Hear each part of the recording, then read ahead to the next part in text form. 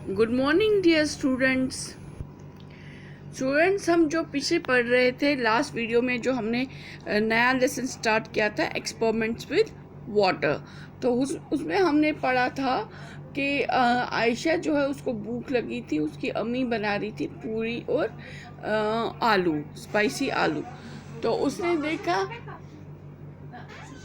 देखा कि जो उसकी मम्मा अम्मी जब पूरी बना रही थी तो उसने देखा वो, तो उसके बाद फिर वो ऊपर आके फूल के फ्लोट हो रही है। तो ऐसे ही उसने बहुत सारी चीज़ें ऑब्जर्व की कि भाई उसने आटा डाला पानी में, वो सिंक कर गया। अच्छा, ऐसी बहुत सारी चीज़ें उसने देखी। फिर मैंने आपको एक एक्टिविटी भी थी वो देखने के लिए, जो कि आपके बुक पे ही है, कि आयशा ने जो पफ पूरी डाली थी बाउल में उसका क्या हुआ। अच्छा, स्टील प्लेट डाली थी उसका क्या हुआ, प्लास्टिक कैप डाली थी उसका क्या हुआ। तो ये सारी चीज़ें मैंने आपको कहा था देखने के लिए। और हमने एक पोइम भी पढ़ी थी, ए wooden boat in water will float, जो आपके बुक पे ही है। तो ऐसे, ठीक है। तो अब हम आज इस सब का रीज़न मालूम करेंगे कि इसके पीछे क्या साइंटिफिक रीज़न है जिस वजह से ये सब कुछ हो रहा है। तो अब हमने देखा question, why something sinks and something float. तो कुछ चीज़ें क्यों होती है जो सिंक करती है और कुछ चीज़ें क्यों फ्लोट करती है। तो इसका रीज़न है डेंसिटी।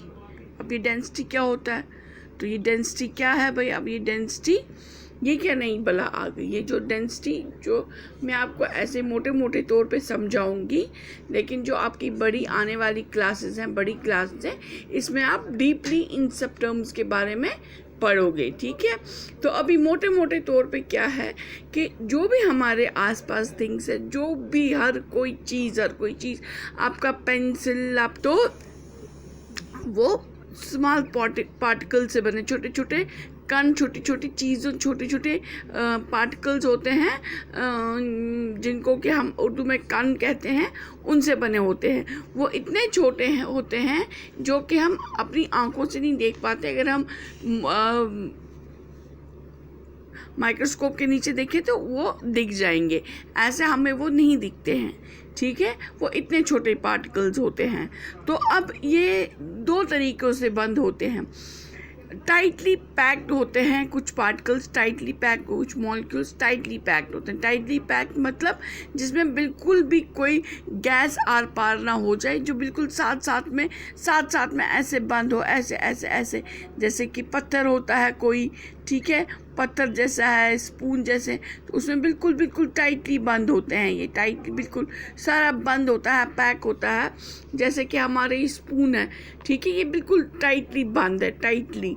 तो ये जो है, जब ऐसी चीज़ें हम पानी में डालते हैं, इसको कहते हैं, ये इसकी डेंसिटी ज़्यादा है। ये टाइटली पैक जो मॉलिक्यूल्स हैं जिसमें, तो उसकी डेंसिटी ज़्यादा है, और जिसकी डेंसिटी ज़्यादा है तो वो सिंक करेगा पानी में। और जैसे अब हम ये कागज़ लेंगे, ठीक है, ये जो कागज़ है इसमें जो मॉलिक्यूल्स है वो लूजली पैक्ड है, वो जो है वो लूज़ है, क्योंकि हर कोई चीज़ मॉलिक्यूल से ही बनी है। तो मॉलिक्यूल्स ये लूजली आपस में है, ये नज़दीक नहीं है, बहुत नज़दीक नहीं है, बिल्कुल एक साथ सटे हुए नहीं है एक दूसरे से, तो ये लूजली है। तो इसलिए ये जब हम पानी में डालते हैं तो ये तैरता है। जब इसकी हम नाव वगैरह बनाते हैं, पानी में डालते हैं वो नाव, तो वो तैरती है, वो सिंक नहीं करती है, ठीक है। तो यही वजह है, ये इसकी एक मेन वजह है कि जिससे कि चीज़ें सिंक करती है या तैरती है। अब आपकी जो पोइम है एक, इसमें हमने देखी थी पोइम एक, कि भाई an iron ship will also float though it's much heavier than my boat, but a needle light as a leaf, thin as a pin, will sink right in. अब जिस पानी में जो बोट होती है या बड़ी बड़ी शिप होती है, वो फ्लोट तो करती है, लेकिन पिन जो है, छोटी सी पिन जो है, वो सिंक करती है। अब इसका क्या रीज़न है। अब जो बोट है वो तो टाइटली पैक्ड है ना, वो टाइटली पैक्ड है, तो उसका क्या रीज़न है कि वो फ्लोट करती है, सिंक नहीं करती है, और जो छोटी छोटी पिंस भी अगर हो वो सिंक करती है। अब इसका क्या रीज़न है? इसका रीज़न है आर्किमिडीज प्रिंसिपल। आर्किमिडीज प्रिंसिपल जो है वो आप आने वाले क्लासों में पढ़ोगे। तो उसमें क्या है, मोटे मोटे तौर पे मैं बताऊंगी। अगर आप एक पानी का बाउल लोगे, ठीक है, पानी का बाउल लोगे तो वो भरा हुआ बाउल होगा, उसमें जब हम कोई भी चीज़ डालते हैं तो उसमें कोई भी चीज़ हमने डाल दी तो वो चीज़ जितनी जगह लेती है ना वो उसी बराबर होता है, वो जगह उसी बराबर होती है जितना कि वो जगह लेने से जो पानी बाहर आ जाता है उस पानी के मास के बराबर वो जगह होती है। ठीक है, तो उसका उस जो वो डिस्प्लेसमेंट होती है, उस डिस्प्लेसमेंट का वेट जो डिस्प्लेस्ड वाटर है उसके बराबर होता है, उस जो जगह डिस्प्लेस हुई होती है उसका और उस वाटर का वेट बराबर होता है। तो ये है आर्किमिडीज प्रिंसिपल। तो उसी में उन्होंने बायोएंसी का हमें कॉन्सेप्ट दिया है, बायोएंसी। तो वो जो आपकी बड़ी क्लासेस है, ये मॉलिक्यूल्स, डेंसिटी या आर्किमिडीज प्रिंसिपल, बायोएंसी, ये आप आने वाली क्लासों में पढ़ोगे। अभी आपको बस ये टर्म याद रखनी है। तो अब जो ये बायोएंसी है ये एक मेन रीज़न है शिप्स के न डूबने का, या ऐसी कोई बड़ी चीज़ है जो टाइटली पैक तो होती है, डेंस होती है, लेकिन डूबती नहीं। जैसी बड़ी प्लेट भी अगर हम लेंगे पानी में डालेंगे तो वो नहीं डूबेगी, लेकिन चम्मच अगर डालेंगे वो डूबेगी। तो उसका क्या रीज़न है? उसका एक ये रीज़न है कि ये जो बॉयंसी है, तो मोटे मोटे तौर पे मैं आपको बताऊंगी कि जो ये वाटर है रिवर का या सी का, एक सी में तो एक और चीज़ होती है कि सी नमकीन होता है, वो भी एक रीज़न बन जाता है। तो मेन रीज़न क्या होता है उसका? बहुत सारे रीजंस पे बहुत सारी चीज़ें इसमें इफ़ेक्ट करती हैं, इम्पैक्ट डालती है, लेकिन एक मेन रीज़न है बायोएंसी। बायोएंसी क्या करती है कि भाई अगर इस पर कोई भी चीज़ है, इस पर कोई भी चीज़ पानी पे आती है, रिवर में या वाटर में या सी में कोई भी चीज़ आती है, अगर उसका जो फोर्स है, बायोएंस फोर्स है, वो बराबर होगा जो वाटर से वो जो फोर्स एग्जर्ट करता है वाटर इसके ऊपर, जो इसका और वाटर का फोर्स होता है आपस में जो टकराता है, वो अगर इक्वल हो, ठीक है, वो फोर्स, वो बायोएंस फोर्स पानी का और उस ऑब्जेक्ट का इक्वल हो तो वो कभी भी नहीं डूबेगी। ठीक है, वो फ्लोट करेगी, वो तैरेगी, वो नहीं डूबेगी।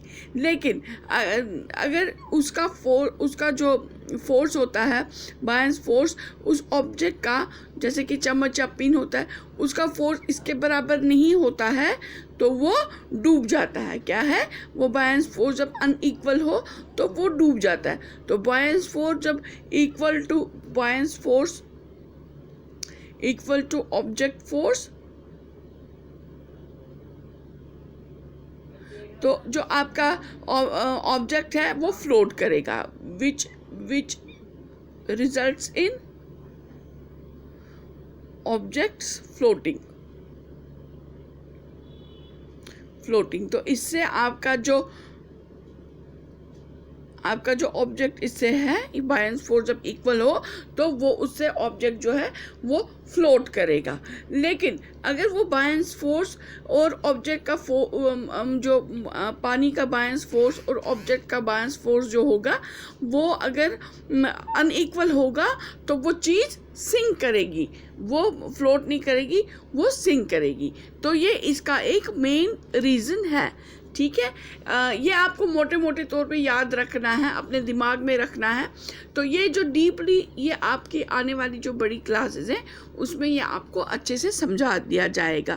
तो ये आप एक इंट्रोडक्शन मिला आपको, एक थोड़ा सा आपको इसका बता दिया, ये ताकि आपके दिमाग में रहे एक रीज़न आपको, क्योंकि आप पढ़ने वाले बच्चे हो तो कोई आपको पूछे कि भाई ये कैसे होता है, आप कोई लेमन का आप ऐसा ना बोलो जैसे कि घर में हमें उम्मन पता है ये जादू होता है, ये ऐसे बात होती है, वैसे बात होती है। नहीं, इसका एक साइंटिफिक रीज़न है।